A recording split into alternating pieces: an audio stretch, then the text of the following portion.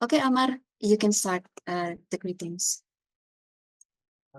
Okay, thank you, Miss Agatha.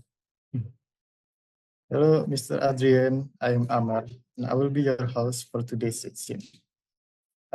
Before we get started, I want to quick remind our fellow friends and to keep your mic on mute during the session, but feel free to keep your camera on.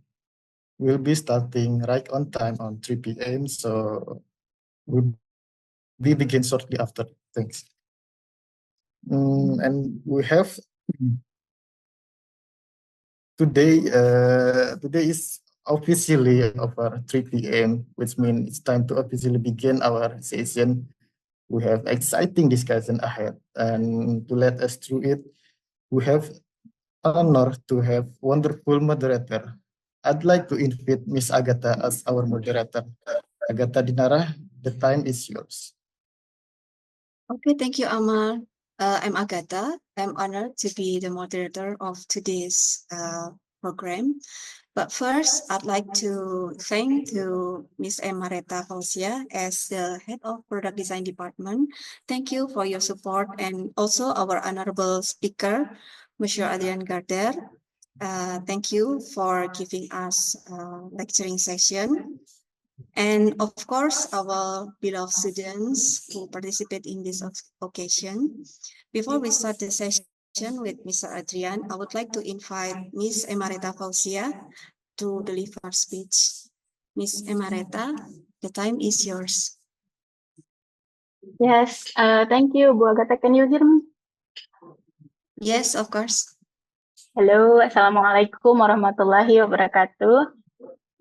Good afternoon, everyone. How do we say hello in French? Bonjour. Okay. Bonjour. Bonjour, Mr. Adrien.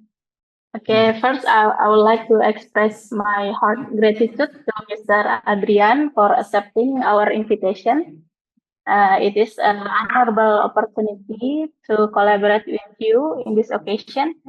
I would also like to thank to Mrs. Agatha and Amar for being today's moderator and MC respectively, and all of students who joined this session with enthusiasm and your participation. Thank you very much. And I hope this event will provide new insight and inspiration, especially how to convey design narrative into memorable experience. Thank you very much. Merci. Wassalamualaikum warahmatullahi wabarakatuh.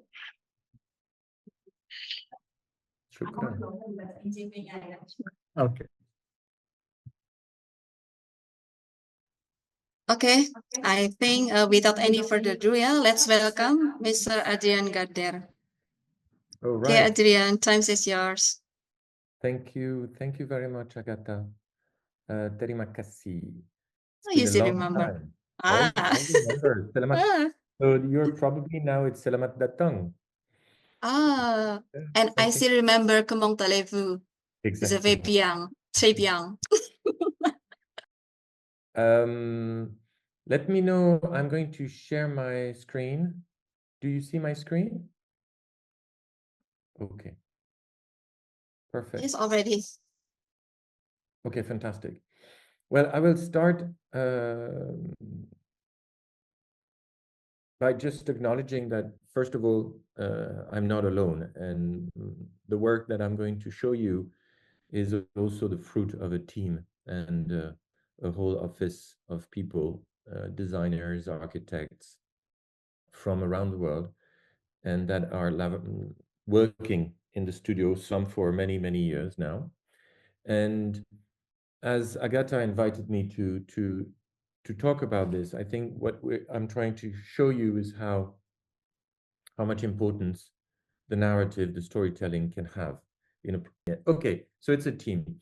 What we have, we're a studio which is specialized in design. We're designers, but more over the last years, we've developed a very strong a strong practice in museums. So we have opened about 13 museums in the world, around the world, from the Islamic Art Museum in Cairo, the Royal Academy in London, the Museum of Louvre-Lens in the north of France, the Museum of Ethnology in the Vatican in Rome in Italy, I mean in Vatican City, the National Museum of Middle Ages, or the National Galleries of Ottawa in Canada. So quite a good range, a body of work in museums, and also quite significant numbers of exhibitions. We've done more than 80 exhibitions around the world, from the Louvre Abu Dhabi to Beijing, Shanghai, Doha, many places around the world on many different thematics. And also the studio is very involved not only in the design, but also in the storytelling and the building of the cultural programs itself. And I think that's a very important element on which I will come back. So there's many projects around the world on which we worked on the elaboration of the content and the narrative, be it the Academy Awards Museum in Los Angeles, or the Museum of Art Mill in Doha, or currently the Giacometti Museum that we are doing in France. And finally, one part of this museum aspect, which I think is important to underline, is also the back of house, the storages, the actual behind the curtains or behind the doors of the life, which is the one of a museum, be it the living archives or the living storages that are more and more visible and more visitable in museums. But before anything, what I want to convey, and I think that's an essential element, and Agatha and I had the chance to put this in motion, is the question of that anything can be interesting as long as you look at it. You know, if you look at it and if you look at things long enough, then you can actually find interest in it. And I will start, as we are today in Indonesia, with a very simple little artifact that some of you may know, which is called the cikrak, which is actually a shovel. Do you see everything? Do you see the image, yeah, Agatha? Yeah? Yes, already. Okay, fantastic. So this shovel is a very traditional vernacular countryside objects, which is used in the region of Yogyakarta and Surabaya. And we had identified with a team of students with Agatha at the time this object, and we observed it. We just looked at it. We just considered what was it made, how was it made, what could be done of it, and what was the logics that were inherent and embedded within that very simple and yet beautiful functional artifact and object. And by studying it and by challenging it, we arrived and tried to, well, that was a very bad try, this one, it was the first one, but eventually we ended up succeeding in applying this technique and this technology and this know-how to a completely different set of uses and functions. And it ended up in what became a collection of chairs and armchairs with quite success in Surabaya. And this was Mr. Sandeep Putra, if you can cut your mic, I think that would be great. Voila, thank you. Similarly, I want to show you another example, which is the one of this very traditional classic French pocket knife. And that pocket knife is actually a movement and a mechanic that is very traditional and very simple. But if one observes it long enough and try to understand the mechanic or the movement which is behind, I actually ended up designing this sketch, which was actually the same one, except the handle is the lampshade and the blade is the lampstand. And that became this lamp. So you see, we're very far from the knife, and yet we're not far from the knife at all, because the movement and the mechanic is exactly the same. And that became a lamp that now is produced around the world by Artemide. And I think that over the last 25 years, we've sold maybe, I don't know, 3 million of them, something like that. Anyway, So this, I think, importance of the observation is quite essential. And I think that anything that you start or initiate has to be about conveying that narrative and conveying and making people able to apprehend, to make themselves the understanding and the narrative, to apprehend, to take in hand, to hold and make it theirs. And in this sense, there are some um, literature words such as the metonymy and synecdoche, which I think is very important, that they are actually the capacity of bringing something which is not there or calling upon an object just by part of it. For example, this is an exhibition, very large exhibition we did at the Royal Basilique of Saint-Denis outside of Paris. And in this exhibition, which was an archaeological exhibition, we needed to exhibit some fragments of a former rose that had collapsed in the past. And we had those little columns, you see.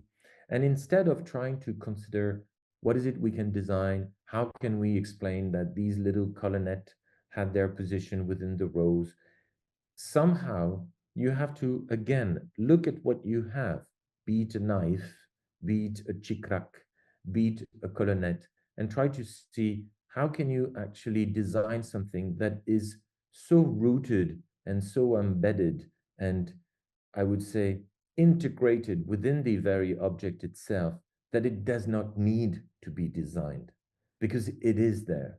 And I think this is a very important element in whatever enterprise you initiate and start, is to really consider what is at stake. What are you observing? What are you actually looking at? What is the potential and the, I would say, the power of the objects, the artifacts, the context to which you are looking?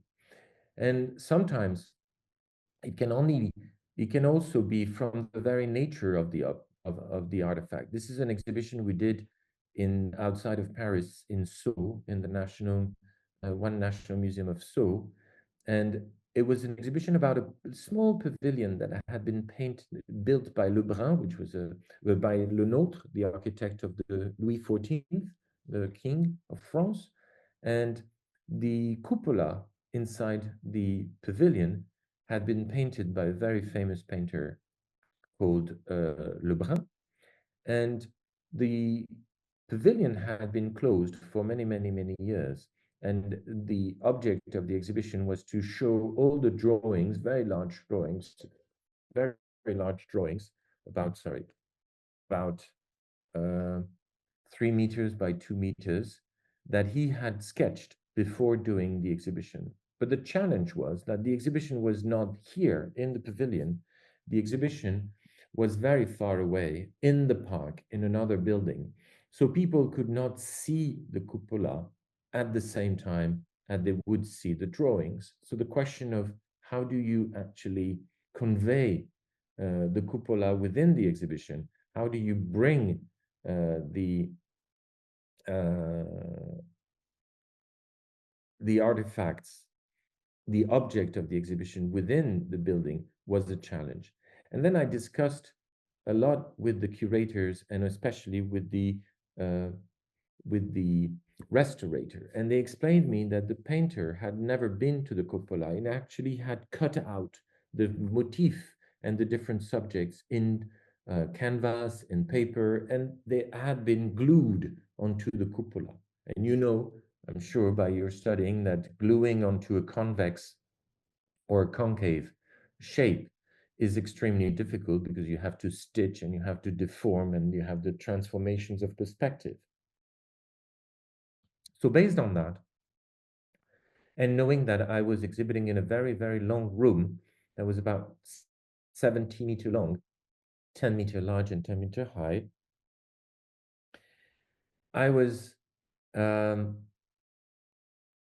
I started from a very simple etching, black and white, and I started offering, as you entered in the exhibition, a full-scale vision of the cupola, black and white, so it's no problem of reproduction of colors, no problem of reproductions of photography.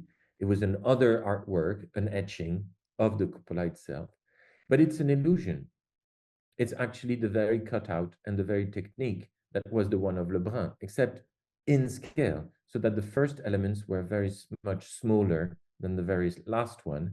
And as in Felice Varini or Robert Mataclar or Georges Rousse, which are different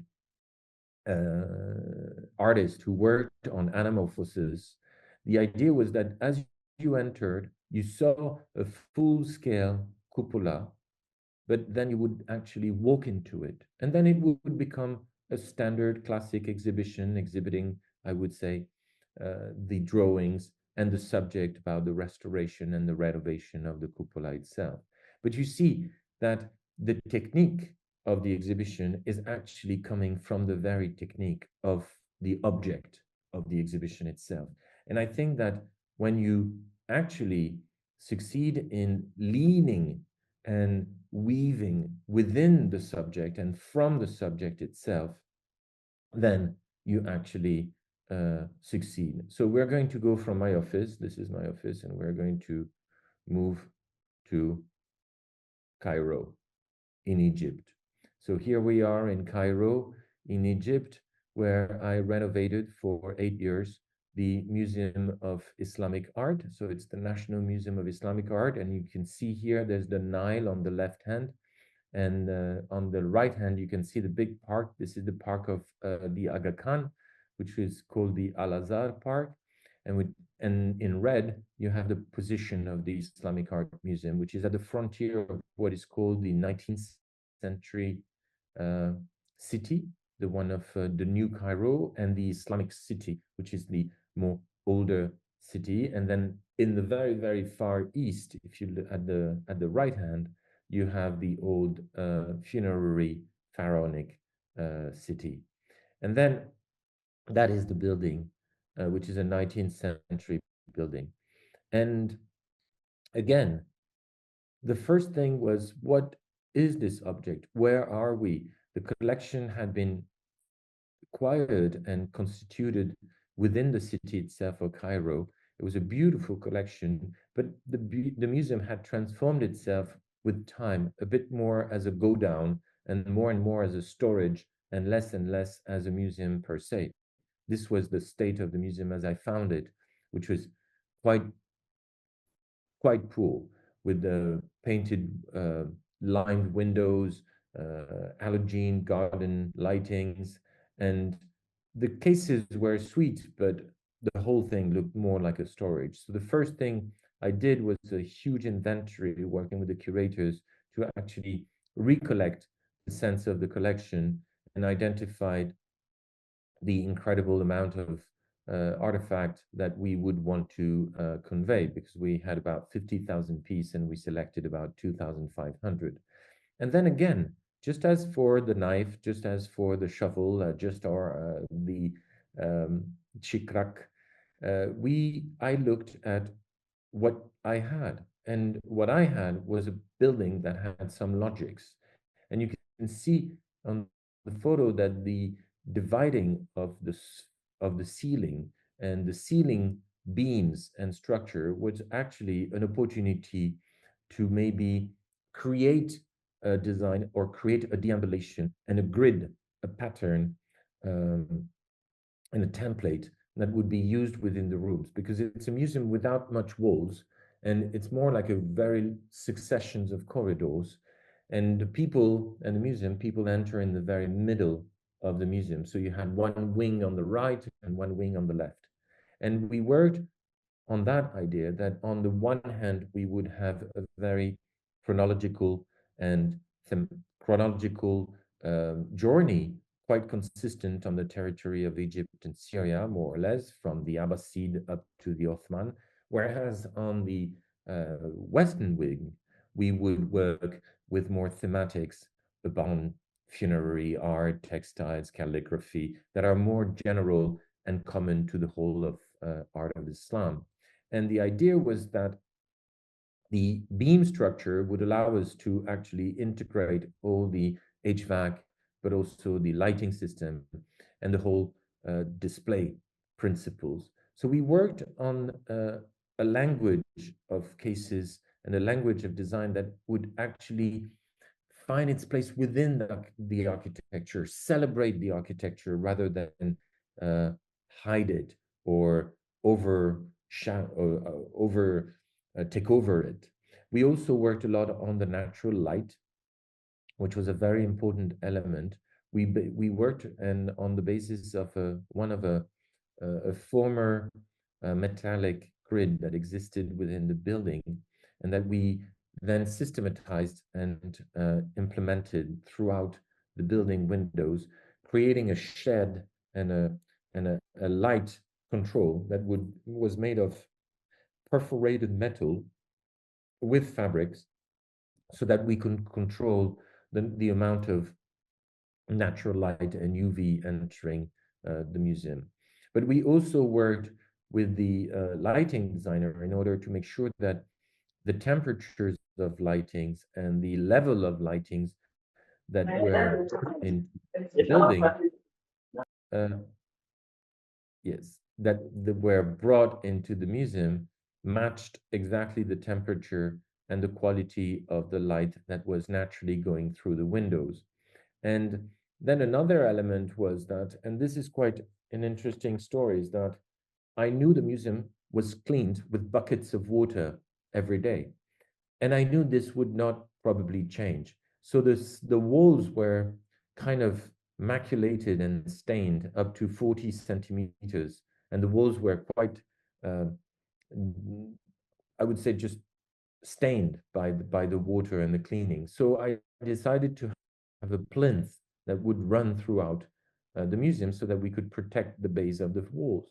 But the plinth was a bit boring because it was quite high at 50 centimeters. So we worked and we developed a calligraphy and a font and a typography that would actually animate that plinth like a heartbeat and would indicate the different thematics and sections of the museum. Then we went through a hell of a lot of massive reconstructions and consolidations and reopenings of the perspective, reopenings of the arches that had been sealed, the openings that had been with time completely locked, rediscovering the incredible views and see-throughs that the building could offer, and then eventually open the museum. And as you see, the system of the calligraphy of the plinth became the identity and the visual identity of the museum, where you can read the Al-Mataf al-Islamiyya, which means the Museum of Islamic Art, and that's the finished museum.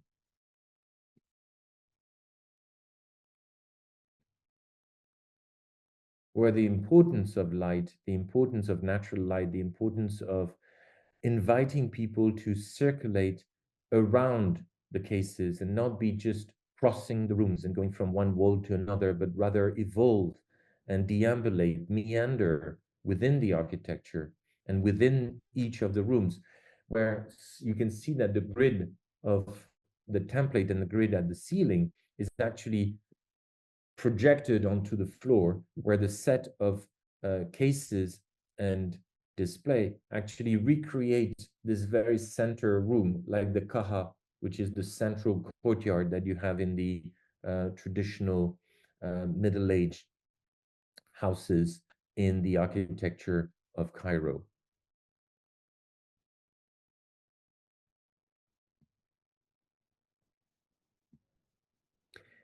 So after, I would say, working with the architectures and the logics of the architectures, and somehow how the architecture and the building and the context dictates solutions and brings you the capacity of addressing and finding solutions of the design within the building itself, I will show you another project where this time it's not the architecture that dictated the design, but rather the very nature of the collection. This is a museum we designed with Norman Foster and Partner in the south of France. And this This is the team, and this is the entrance of the building, to which I will come back. But Narbonne is in the south of France. It's along the Mediterranean Sea. It's at the meeting point of Spain and France.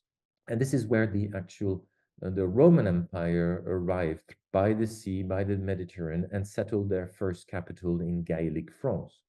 And this was a huge city, absolutely enormous, very, very big, one of the largest outside of Italy, as big as Rome. It was Colosseum, capitals. I mean, it had a lot of monuments.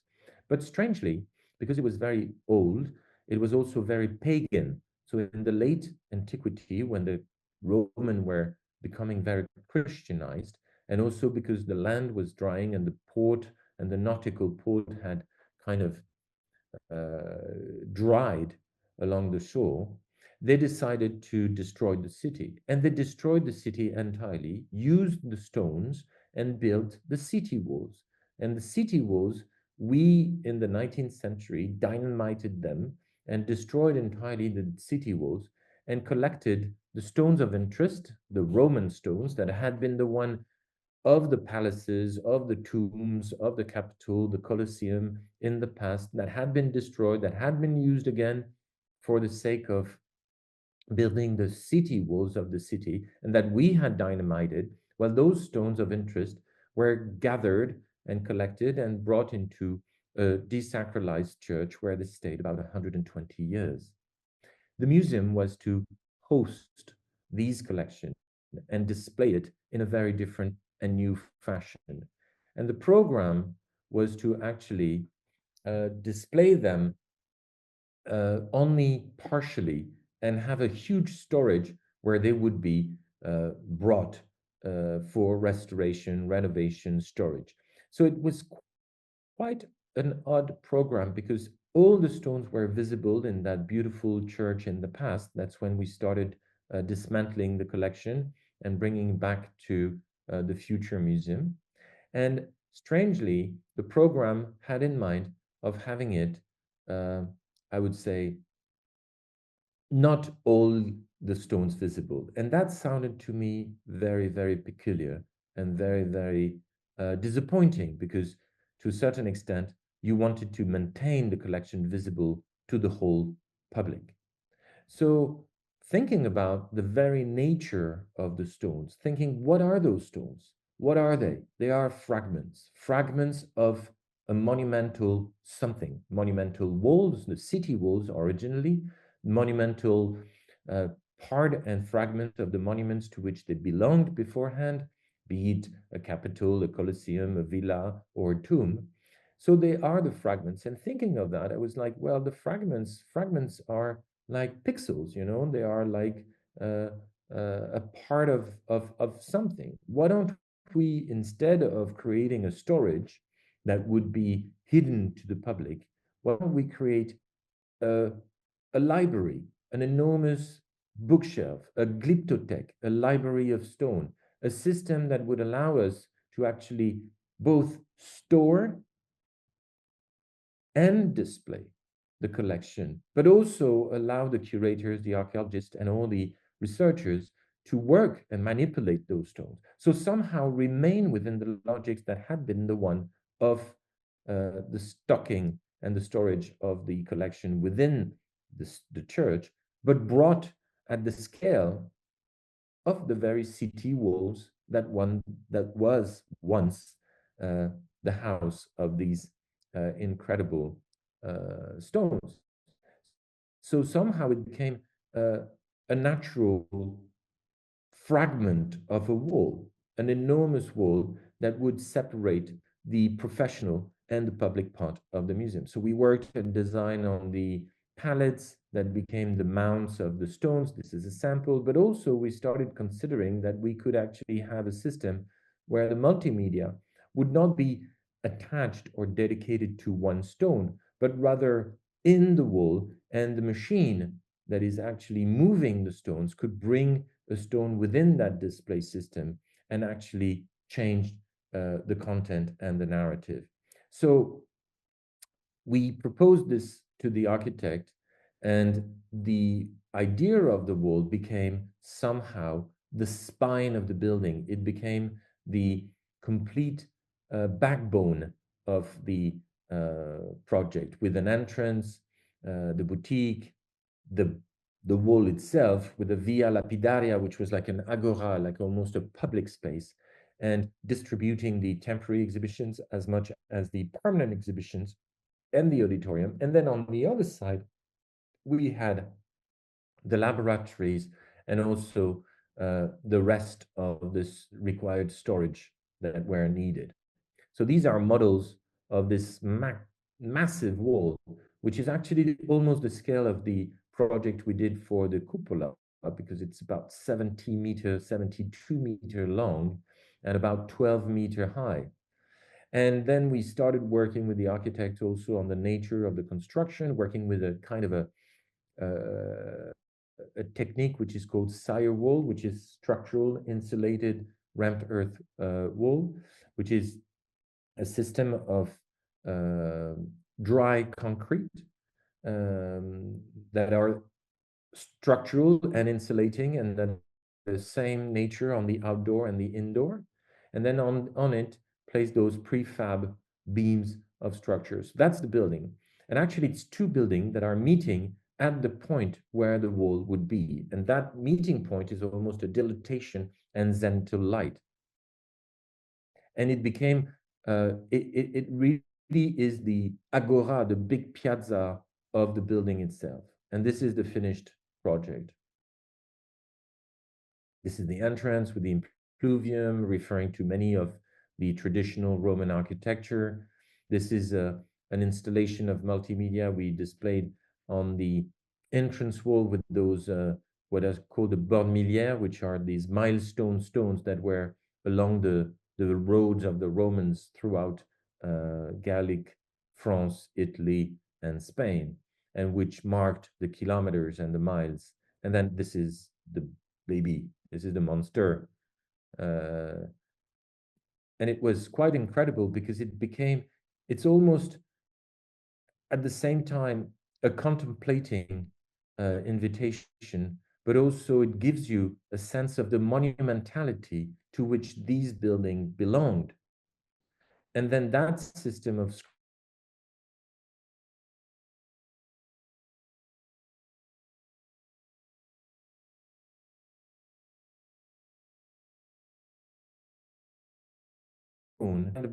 immediately readable little animation that we designed and completed.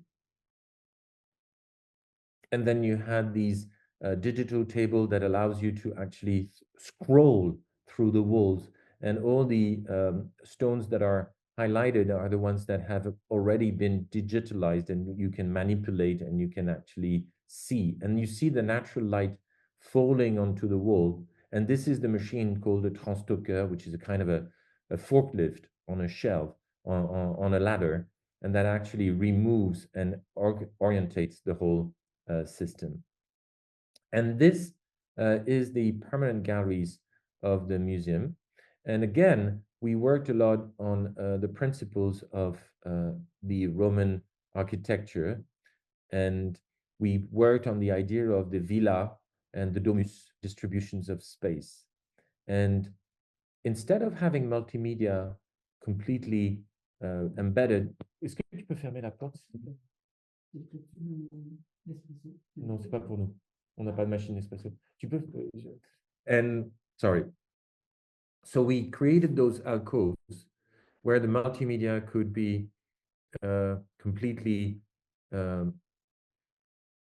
embedded within the project, but not disturbing the perceptions and the narrative of the galleries itself.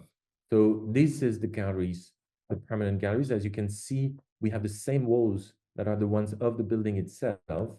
And we tried those anastylos where somehow a bit like Borobudur, we were trying to put the positions of the stones at the scale and at the position that was probably his in the origin.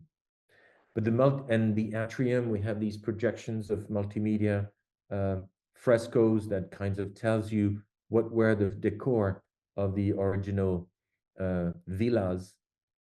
These are the frescoes that were discovered in some incredible villas that had been identified in archaeological surveys.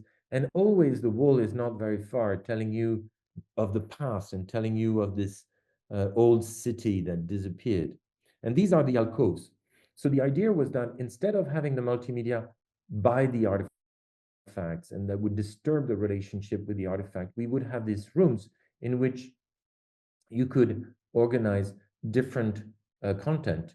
Maybe you're working around the models, maybe you're working around a table, maybe you're projecting a full-scale immersive space, so that these capable space can be renewed independently from the journey and the narrative of the building itself and of the collection and the permanent collection.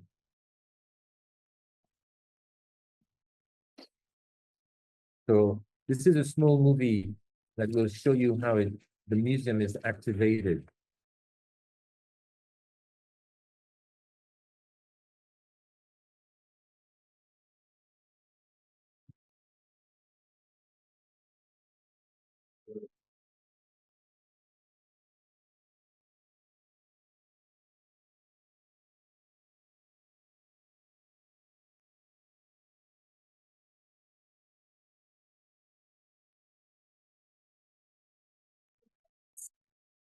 So the museum is really a research center, and it has become an activated machine. And somehow it is the very nature of the artifacts that has brought the design and the solution of the whole design. Because by observing the nature of the collection and the nature of those stones came all the solutions.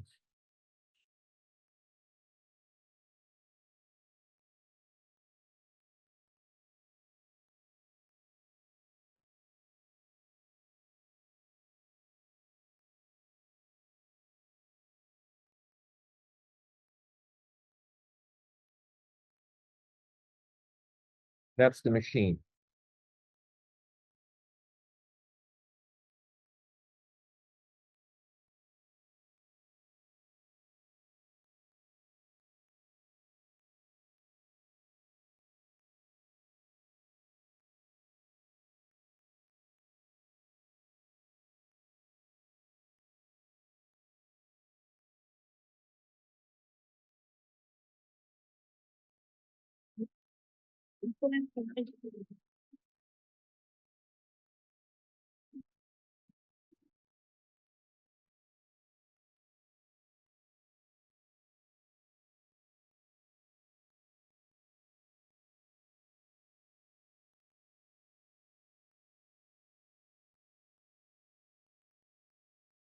I will accelerate a bit because I have many other projects to show, but then you can see that the machine is taking back.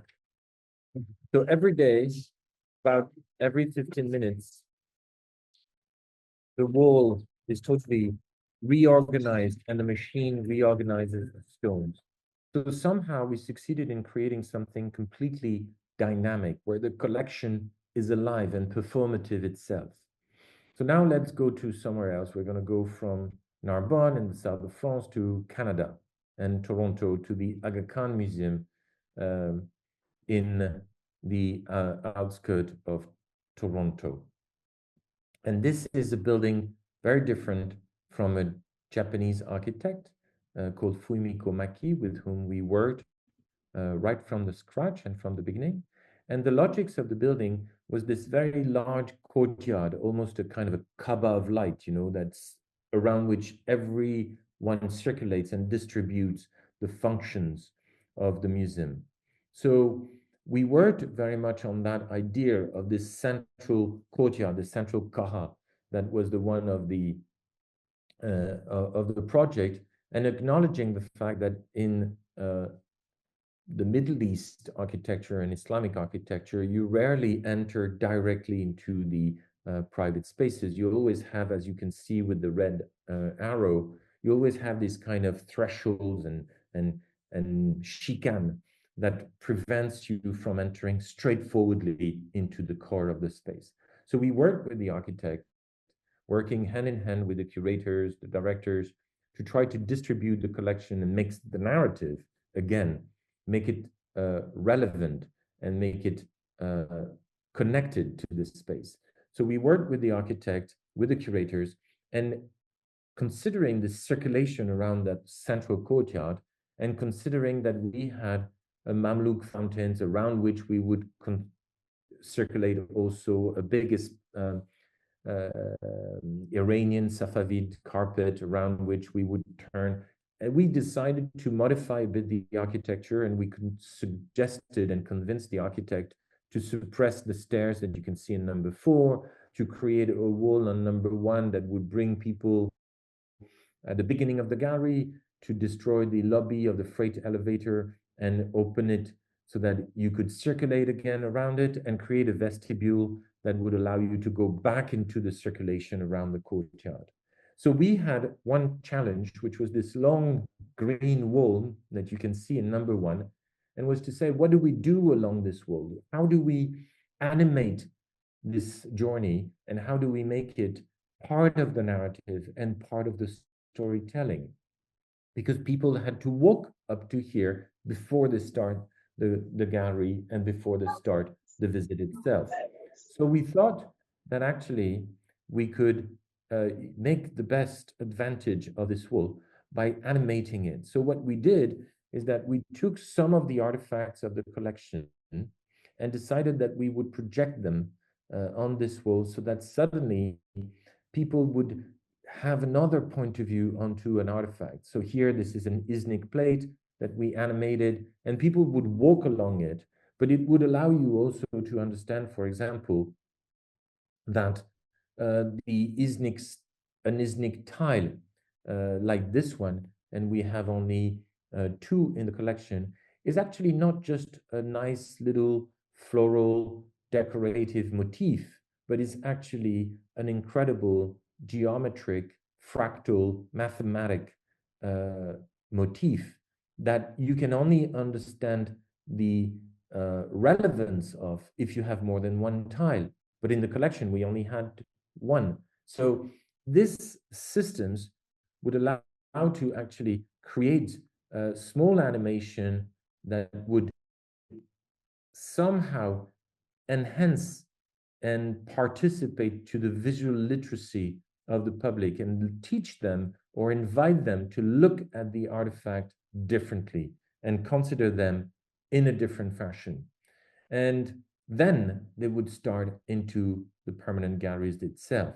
Here again, just like with the Narbonne and the wall, we had a mix of painted maps on which we projected with the names of the cities, of the largest important cities of the Islamic different dynasties and world throughout the world. And the museum also was to be seen from the above mezzanine, which was quite of a determining element. And these are pages of the Shahnameh of Shah Tahmasp, which is the book of the king from Iran, which are very, very precious, incredible miniatures. And we had created a system of tablets that would allow you with gigapixel photos to actually dive into the very nature of those miniatures.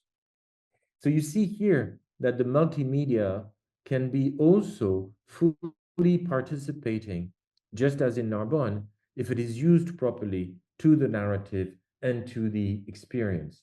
So let's go now from Toronto to the Louvre-Lens, which is in the north of France. And this is a project we carried with Japanese architect again. And that has this time more to do with the choreographing of the public itself. You know, one dream is somehow to be able to run. These are extracts of movies by Godard, by Bertolucci, of people running in the Grande Galerie du Louvre. And somehow, I think we have to give back people the freedom and the possibility of evolving in the galleries, of evolving in space at their own pace and at their own rhythm. And this project, which is in the north of France with the Japanese architect, it's a beautiful architecture. It's set in a former coal mine area. So it's a very working class area, very, very industrial, where they never had a museum before. So the question of the accessibility, the question of the welcoming was quite determining. And the park itself has 10 entrances, and people access to the museum by the main foyer, which distributes temporary galleries, and the Galerie du Temps, which is the permanent gallery. And one element in the discussion with the architects, which was some modification, I would say, or suggestions we did to the architecture, for example, of not having this kind of slopes at the angle of the entrance of the gallery, but rather having a terrace that would allow people to dominate the gallery and have a kind of an overview of the collection. The collection comes from the Louvre. It is all the artifacts that are from all the 9 different departments of the Louvre, so paintings, sculptures, and as you can see in Paris, the museum is an encyclopedic museum. It is organized by entrances, by nature of our collections, but it's not a chronological, transversal collections. Here, at the very big difference, we would have, for the first time, collections of artifacts organized in a chronological fashion without the department, regardless of which part of the department. So the question of the dialogue, the see-throughs, the perspective between one artifact and another was essential and very, very important. So the idea was to not hang anything on the wall, use this single room, which is 125-meter long and 25-meter wide. So that's about a full football field in length and half in width. These 3,000 meters square, I didn't want to partition it. I didn't want to cut it in pieces. I wanted every artifact to be in the core of the space so that people could actually dance and evolve among it. And therefore, we didn't want to have anything against the wall, nothing hang about on the wall. So we decided with the architect that we would actually clad the walls with the same finishes that they had on the outdoor of the building, which is this frosted aluminium. And the only element we've added on it was this scale of time that was a kind of an element of orientation that could give the public capacity of understanding where he was in time as he walked through the galleries. And these walls allowed to kind of completely erase the width and erase the walls of the gallery. I'll go a bit faster on that. But as you can see, this is the construction time lapse. These are the whole cladding of the walls with aluminiums.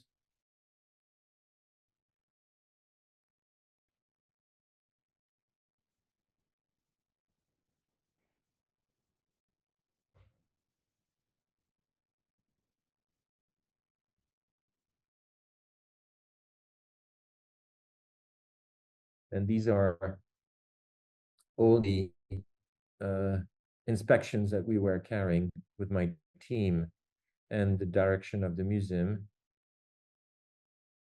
within the hanging and the disposition of each and every artifact throughout the gallery. And it's really a gallery where suddenly you're invited to circulate, you're invited to meander, you're invited to deambulate freely. You know, that's why I was showing you these extracts of the movies of Godard, because the idea is really to get people to weave the narrative by themselves, you know, to be empowered by the space, to be empowered by the capacity of going and walking and stitching and weaving the narrative and the connections between the artifacts, using, again, just as we did with the cupola of Lebrun, using tools of anamorphosis. For example, here, the Kouros, the Desprowers, and the Jupiter, which you can see are not the same scale, but at one point in the gallery, they appear to be almost the same size, because suddenly the perspective and the scale allows to play with them. And for example, this 2 artifacts artifacts in the Louvre cannot be seen together because one is in the sculpture department, the other one is in the painting department, even though they are of the same period, both Italian. One is the Mercure by Bandinelli and the other one by Perugin. And I think the autonomy and the empowerment of the public, the capacity to convey through the space, through the design of the space, the narrative, so that people make it an understanding by themselves in an autonomous fashion is a very, very important element. This is a small movie that will show you some of the space in movement, because I think, again, that it's almost about the choreography of the public.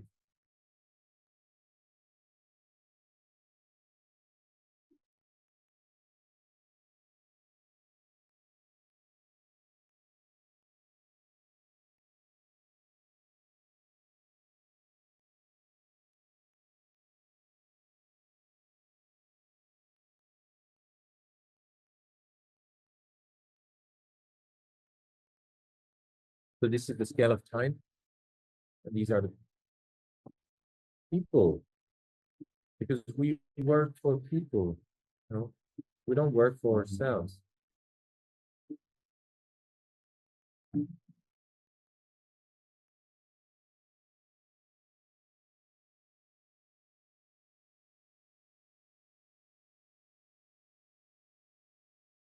And somehow the relationship with the park is very important. And I could almost consider that the design of the exhibition is a landscape design, you know.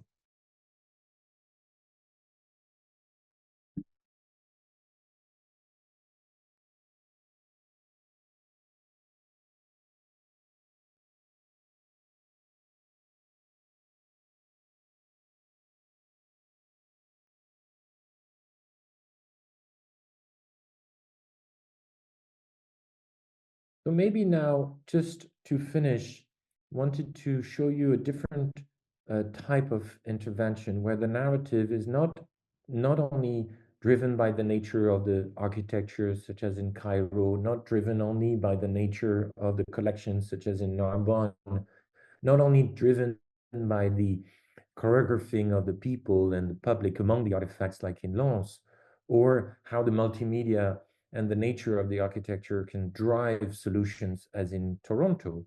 Wanted to show you with the temporary exhibition how the question of the scale and the encounter between the architecture and the collection can generate another kind of solutions and another kind of imagination.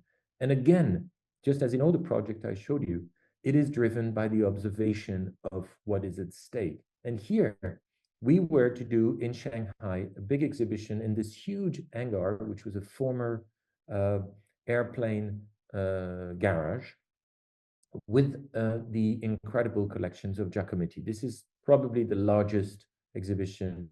It's not probably, it is the largest exhibition of Giacometti ever in the world. We had more than 400 pieces. And the curator was very, very, very dubious about the capacity of displaying the collection within such a huge, humongous, enormous space. And she was scared of the scale. And discussing with her and looking at the work of Giacometti, I was challenging her and telling her, but at reality, the scale is the very question of the work of Giacometti himself. Alberto Giacometti worked with very, very small scales or very, very large one, and always questioned the issue of the scale. And an element is that she wanted to convey the size of his studio. He had a very small studio in Paris of only 300 square feet, which is very small. And he lived his life, all his life in this studio. And he never built anything that could not fit within that scale of a studio. So, and the last part of the exhibition she wanted to convey was the one of the Chase Manhattan Piazza in New York, where she wanted to have, where Giacometti was commissioned sculptures. But when he visited the site in New York, he went into the site and he said, I missed the scale. I got the scale wrong. And he canceled the commission. And he never actually delivered the sculptures that he had imagined for this place because the scale was wrong. So we worked on reversing the journey throughout the space. This is a 3D movie we did several months before the opening of the exhibitions. And the idea was to actually make the visitor arrive not within the Great Hall directly, but rather arrive from above and arrive on the upper floor so that they would arrive somehow on the mezzanine and would be in a dominating position. They would be the ones to look down onto the galleries, on the large gallery. A bit like the terrace in Lens, and then after going through the classic, then they would enter the proper the proper gallery. So this is CGI. So I will go straight to the real photos that were the ones of the exhibitions. So it started with some kind of classic galleries in shapes and forms.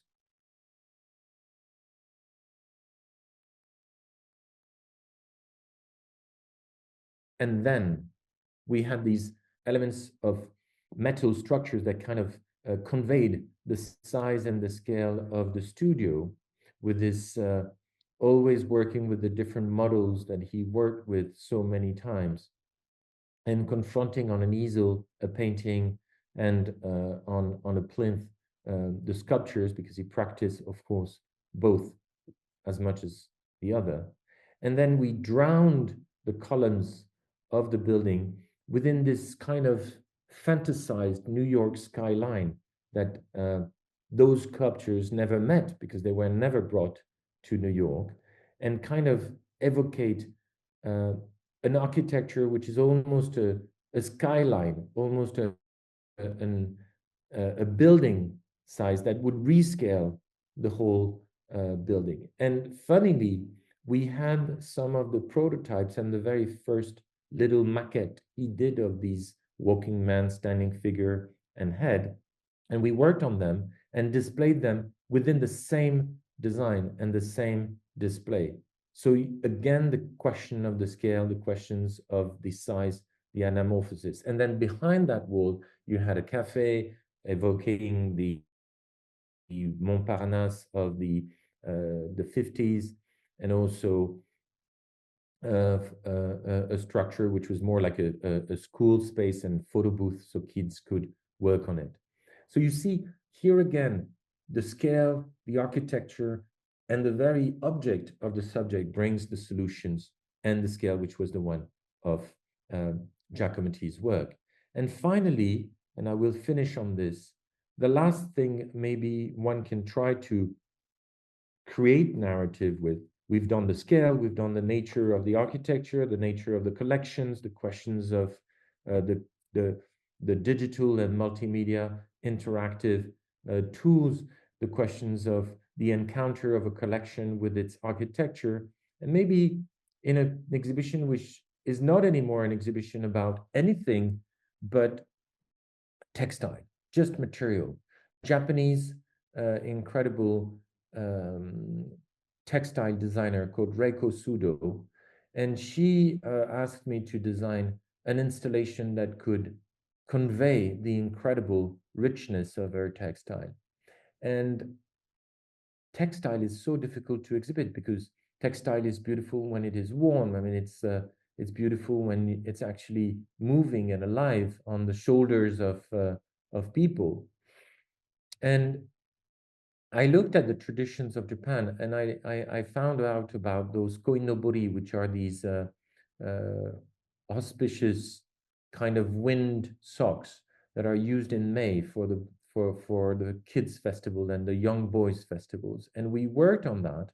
And the idea that suddenly, if we were thinking of fish, and if we were thinking of school of fish and murmurations, one thing which is incredible with murmurations and schools of fish or murmurations of birds is that when you see a photo, you can see the movement, you feel the movement. The movement is embedded even in the static nature of the of the movement of the school of fish. So we redesigned a koinobori.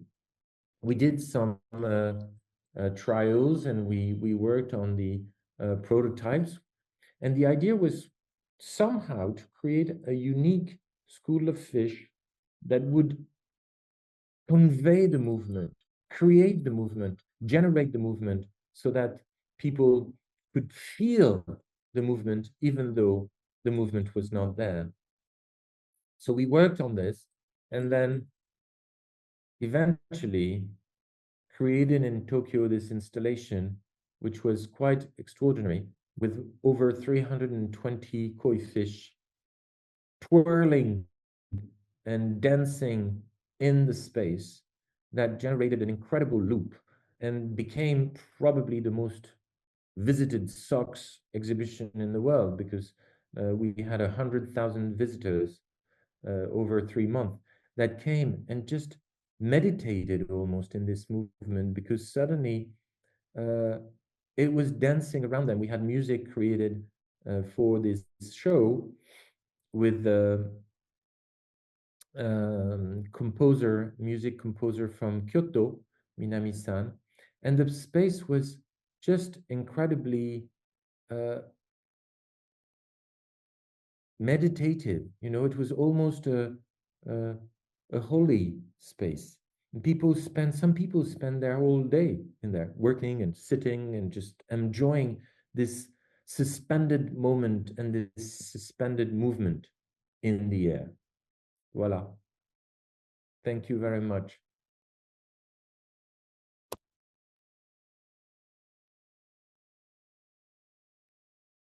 I think I did about an hour. Just about an hour, as you asked, Agatha. Okay, thank you. That's it. Voila. It's finished. Okay. Yeah. Voila. You want more? No, I think it's fine. Okay, what an exciting topic we learned. Now we have a question and answer session. Okay, students who would like to ask a question or maybe some question? Students, go ahead. Yeah. You still remember Miss Angry? Yes. If I don't make mistake, she's now in doctoral study in ITB. Yeah. Okay, students. Questions? No questions? Intimidated? Go ahead. Don't worry. You can ask any questions. Can I ask a question? Okay, Ken, please. Should I introduce myself first or just? Sorry, can you make it louder? Your voice, please, Ken. No, now you mute. You are mute, Ken. You have to just speak louder.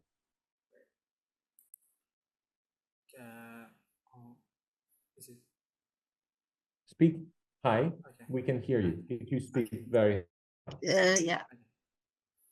Should I introduce myself first or just? Yeah. If you want, introduce yourself. No problem. And so, hello, my name is Ken Akmal Divari. I'm from Telkom University Purwokerto. The exhibition works like it starts as a whole image, and as you walking towards it, it becomes a normal exhibition. And the cupola exhibition is really the one that stick Okay. the most.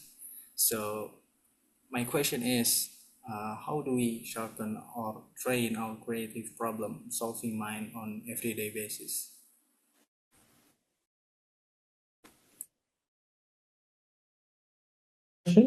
or train our creative problem-solving mind on everyday basis? Well, I think it's very much about observation, you know. As I tried to tell you, as I tried to show in the project, is that most of the solution, and just as the one of the cupola, is not me who has an idea. It's not me who wants to make this. It's me observing the cupola, listening to the curators and listening to the restaurators, listening to them telling me that the cupola was actually cut out and painted in pieces, that the painter had glued and pasted onto the cupola parts of the subjects and parts of the fragments of the paintings. And trying to listen and trying to understand that actually there are solutions within the object. Just as with the knife, the movement, the position is a mechanic that can be interesting and that then can inspire the lamp because it offers a position that is relevant for the lighting, direct, indirect, totally indirect. Or with the chikrak, where you have an object which is these bamboo cut in pieces, rewoven, and becomes a volume. So you go from one stick of bamboo and you end up with a volume. How do you observe this? How do you consider and value the very object?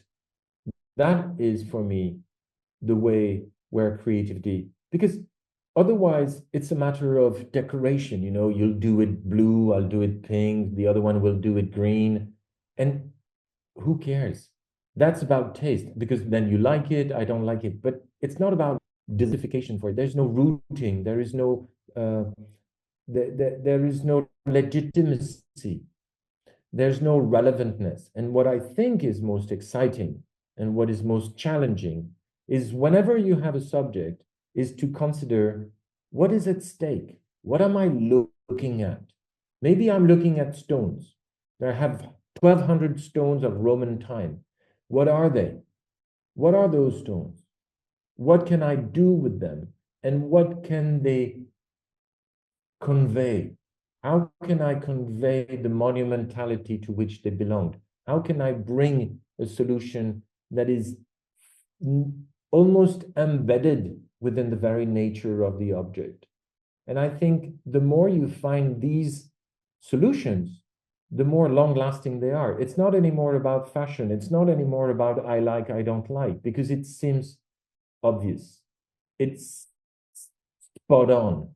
It is spot on the subject. And then it lasts in time, because it's always related, not with you, not with your taste, not with your design, not with your talent or this, it's related with the very object of the object itself. And I think that is quite crucial in the process of creativity. Okay, Ken, is it clear for you? Yes, yes. Okay, thank you, very much. Adrian. Okay, and for the next question, is there any? Miss Agatha. Can I have some? Hello. Okay. Bonjour, Mr. Adrien. My name is Evan. I wanna ask you, out of all the project that you've working on, do you have a favorite or one that stand out the most? Maybe because the challenge, the collaboration, or the final result. Well, Which one is your I favorite? don't think I have. I don't think. I mean, I don't know. Some, you know, some projects last 1 year and you work on it 1 year, 2 years. Some like Narbonne is a project where we worked on for 10 years. So I don't know if time makes it the favorite or short time makes it the favorite because it's easier and faster. But I think it's not very important. What matters is that, again, the more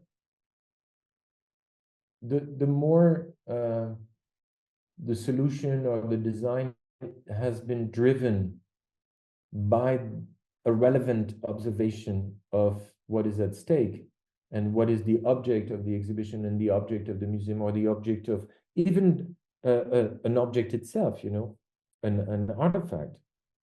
I think that's where, that's what is most exciting. When you have the idea of the lapidary wall with all the mechanics, and that it appears to be so adapted, you know, that corresponds exactly to the best way of showcasing those stones, conveying the monumentality to which those stones have belonged to, conveying the movement, allowing the curators to actually manipulate those stones.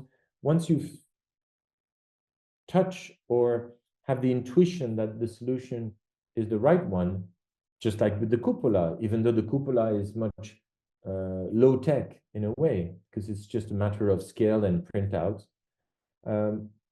These are extremely satisfying projects. So I don't have a favorite per se.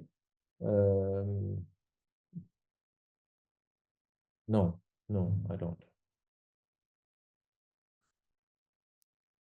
Okay. So it's just or important for you, yeah, Adrien, yeah. Whether it's simple or it's complicated, yeah. Yeah. What matters again, it's how relevant, you know, if you are pertinent, if you're relevant, if it is legitimate. I think I try to avoid to be gratuitous in the sense that I don't want to do things that are just for the sake of my own satisfaction. I'm not interested in my design. My design is not an object in itself. My interest is to find a design which comes from within. You know, there's a term which is beautiful, which is called endogenous. I don't know how you write this in bahasa Indonesia, but kata endogenous dalam bahasa Indonesia dapat diterjemahkan sebagai endogen. Istilah ini sering digunakan dalam berbagai bidang seperti biologi, ekonomi, dan geologi untuk menggambarkan sesuatu yang berasal dari dalam suatu sistem atau organisme, bukan dari faktor eksternal. Misalnya, proses endogen dalam geologi mengacu pada proses yang berasal dari dalam bumi, seperti aktivitas tektonik atau vulkanisme. Hormon endogen dalam biologi adalah hormon yang diproduksi alamiah oleh tubuh. Macam dalam berbagai dalam konteks tertentu. Kata endogenous. Voilà. So somehow, I don't know if it works, but this idea that it comes from within, it's not me. You're not pasting a solution, a design, colors. Who cares about this? This is fashion. This is good for fashion. This is good for something that it's a trend. It will last 1 month, 2 months, 1 season. Doesn't matter. Here, I'm trying to find solutions that are from within. They're endogenous. They are so rooted within the object that they will last as long as the object itself. They are consubstantial to the object. They're not. I'm just in between. You know, there's another metaphor which I think is beautiful, and you will be very familiar to it because I know that's an Indonesian technique. You know ikat. Yes, yes, you know, we are familiar with that. Yes, I know you are. Well, in ikat, what is beautiful is that the warp and the thread are dyed before you weave. And it is when you weave that the motif and the narrative appears. I'm a weaver. I'm not the dyer. I'm trying to reveal the narrative whilst weaving. Wow. So wow. Okay. So you think how we consider the global trend is not always important for us to deliver our design, yeah, Adrien, yeah. Sometimes we need. Go ahead. We don't need to. Sometimes we don't need to consider about the global trend because we need something indigenous from ourselves to deliver the story or the narrative. Because nowadays, when we are working in the consumer products line for design, we are delivered to make the consumer exciting, and also sometimes we are forget about what's the logic or what's relevant, because the industrial I mean, of drive. course, industrial products and fashion products and are of very, very different nature from the one of a museum or the one of a collections. But even though, if you think, sometimes some of the products that are the most long-lasting or that make a big difference are the ones that have found somehow they hook onto something deeper. And I think that if it's only about the surface, then usually it doesn't last very long. But when it is something that is a bit more deeper, like for example, take Issey Miyake and the pleats please. Issey Miyake does not invent folding fabrics. You have this technique like the tie and dye. You have these techniques of foldings in Indonesia for many years, for centuries. But Issey Miyake succeeded in making it almost an identity, using the folding of the I don't know if everyone has in mind what Issey Miyake does in the pleats please, but I'll show you. I don't know. Is that the designer who designed a butterfly chair? No, butterfly Issey chair. Miyake? No. That's Kuramata. That's okay, good. but if I go for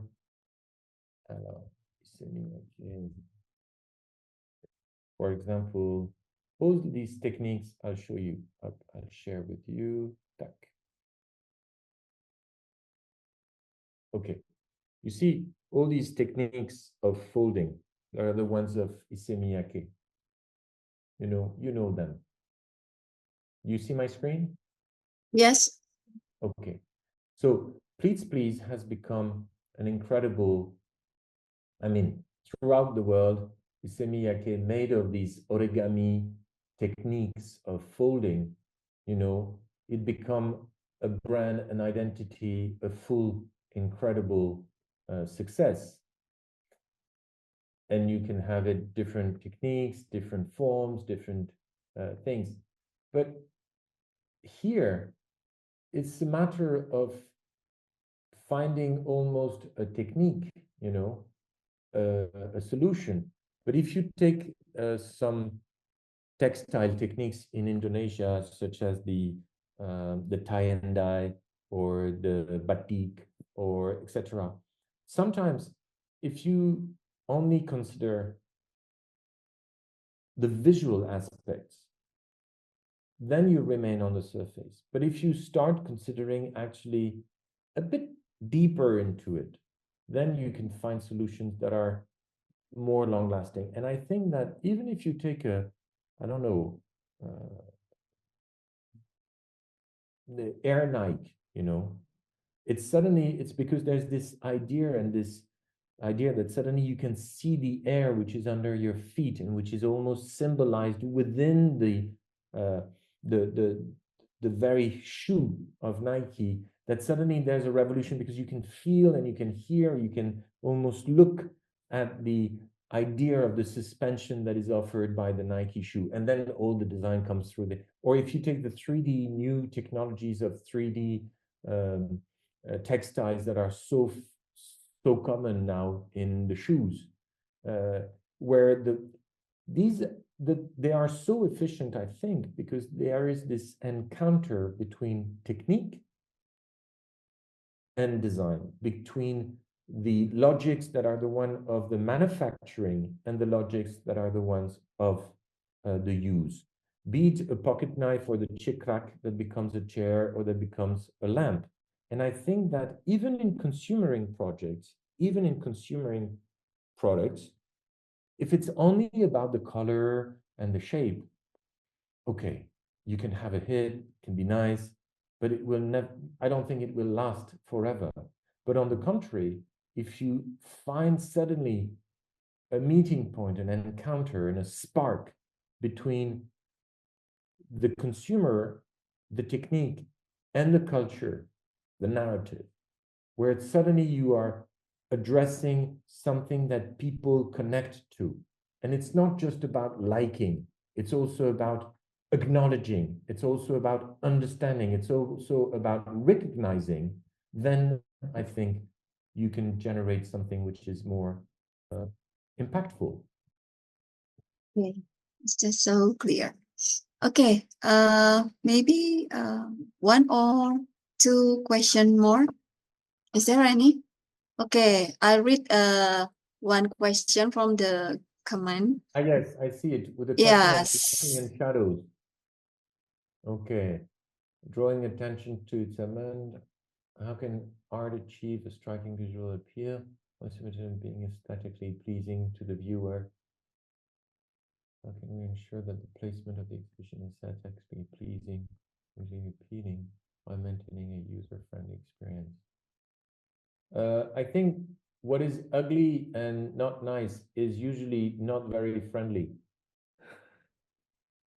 So I think that by definition, the more,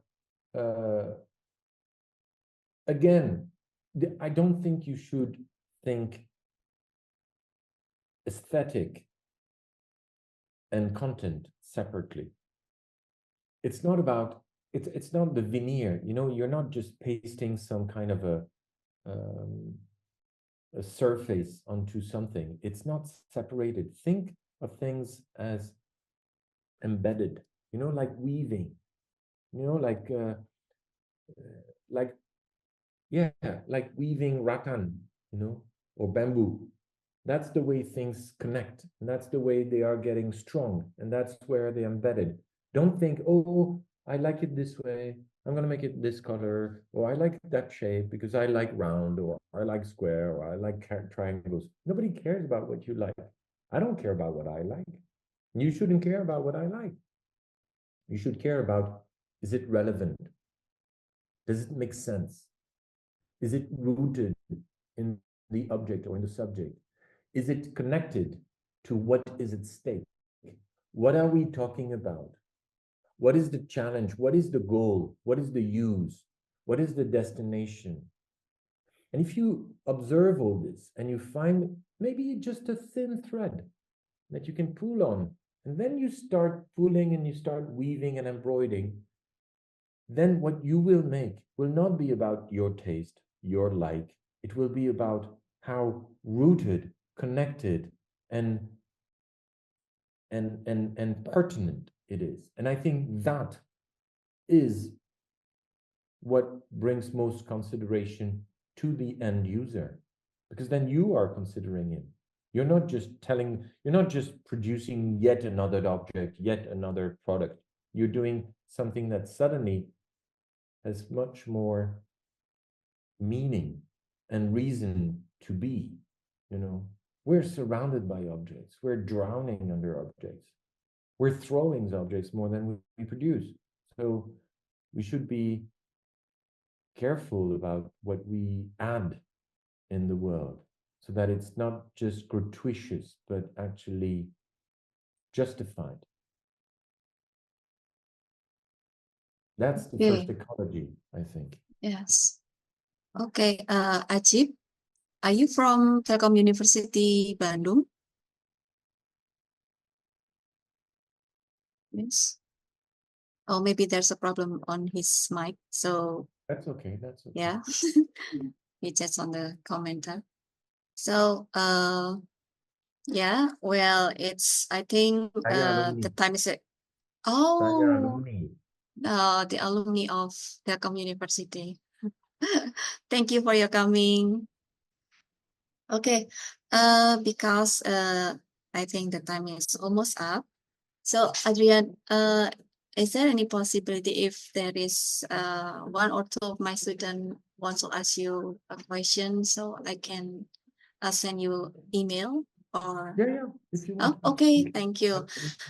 So, untuk teman-teman yang mungkin belum berkesempatan untuk bertanya pada Adrien, nanti bisa menanyakan pada saya. So, saya bisa langsung email kepada Adrien, gitu ya.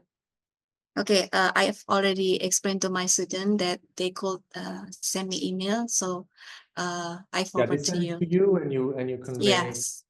what you think is need to be conveyed. Yes. Okay. Thank you. So I think this is a very exciting lecturing session. Adrien, thank you so much for your insight. So I would like to conclude for this session that the important thing of storytelling is just everything is interesting when you could observe and looking it deeply. So where are we? What's the logic? What's the relevant? It's more important how to convey the narratives. And that could bring us into beautiful ideas. It's not about liking, it's about acknowledgement. Yes, that's what I'm can conclude from this session. So before we finish or end up with this session, maybe I can invite all of you students to turn on your camera and join us to take some picture for documentation, please. We need some picture for documentation. Yes. Tim KUI, So many people. about 60. Yes, Mrs. Agatha. Oh, Okay. Would you please to handle the documentation session? Oh, no. Okay. Maybe the first page first. Yes.